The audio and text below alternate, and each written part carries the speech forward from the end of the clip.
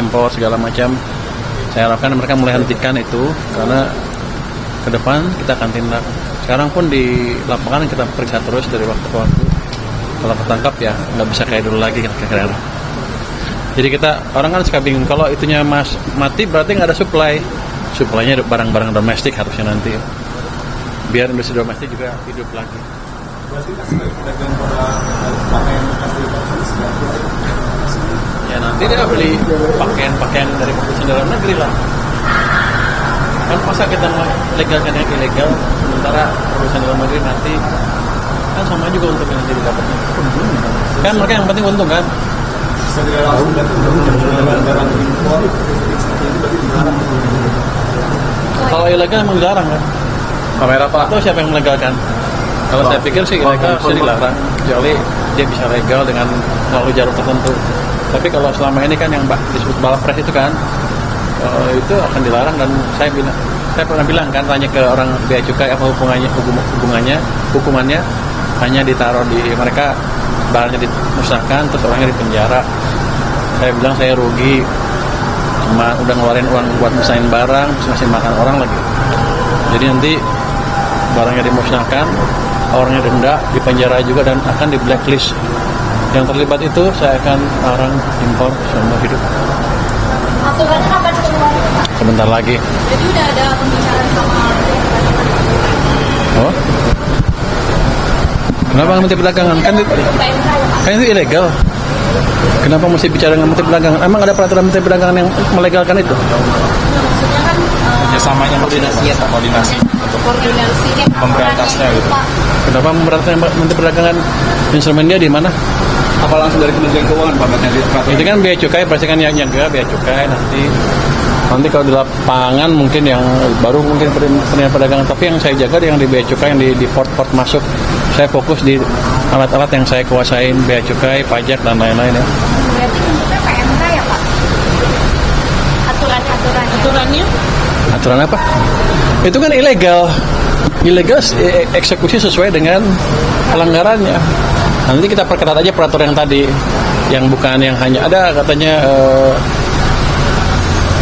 kelemahan hukum di sana, tapi kan kita bisa akalin nanti di lapangan seperti apa.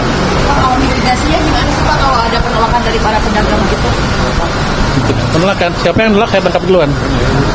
Kalau yang pelaku thrifting yang nolak itu ya saya tangkap duluan, ya berarti kan dia pelakunya, clear. Malah maju, malah untung saya. Coba yang ini, dia kan ngaku bahwa saya pengimpor ilegal kan. Alhamdulillah. Pak, di Pasar Senen kan juga banyak yang menjual pakaian-pakaian bekas itu ya Pak. Termasuk itu juga Pak akan dibahas. Ya, saya nggak akan raja ke pasarnya, saya cuma di pelabuhan aja. Ya, nanti otomatis kalau itunya kurang kan, suplainya kurang, dia jual kurang.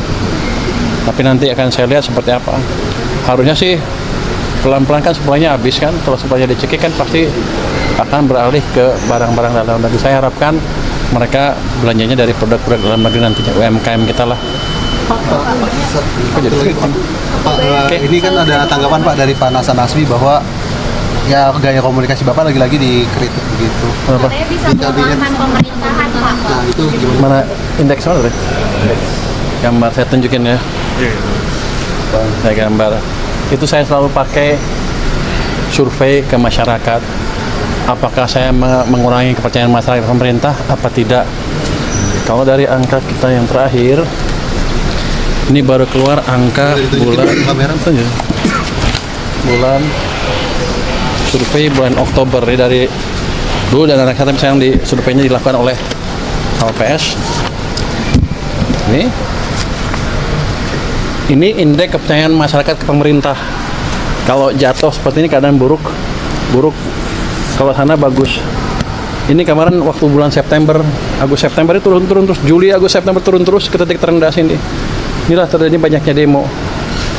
Tapi kita lakukan kebijakan yang mungkin untuk bagian kalangan agak drastis, agak ceplos-ceplos. Tapi ini berhasil mengembalikan sentimen masyarakat ke pemerintah. Justru ini levelnya sekarang udah level sama dengan ini. Jadi sudah stabil lagi. Jadi stabilitas pemerintahan amat baik di mata masyarakat, kecuali di mata orang itu ya. Kenapa? Karena daya belinya juga membaik. Ini daya beli itu yang ini kepentingan konsumen ya turun, Karena ekonomi buruk, ketika ekonomi bagus, ini ke sana naik lagi. Ini sama ini ada korelasinya. Ketika ekonomi buruk, mereka nggak suka pemerintah. Makanya banyak demo besar-besaran. Tapi ketika mulai balik, mereka juga senang ke pemerintah. Jadi sepertinya saya cowboy, tapi yang saya lakukan adalah mengembalikan kepercayaan masyarakat ke pemerintah. Itu juga atas pemerintah, Bapak Presiden. Jadi saya nggak berani gerak sendiri. Jangan dianggap saya cowboy, saya nyapa panjangan tangan dari Bapak Presiden, kira-kira begitu.